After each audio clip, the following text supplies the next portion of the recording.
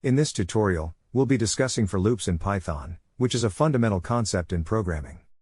A for loop is used when you want to repeat a particular block of code for a specific number of times. It's especially useful when you want to perform a set of operations on a range of values. In this example, we're using A for loop to iterate through a range of 5 numbers. The syntax of A for loop is pretty simple. You start with the keyword for, followed by a variable that will hold each value in the range. In this case, our variable is I. Then, we use the in keyword to specify the range we want to loop through.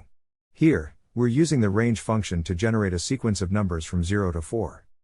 Now, let's take a look at the output that this code generates. As you can see, each time the code block runs, the value of the I variable changes to the next number in the range. Let's try another example.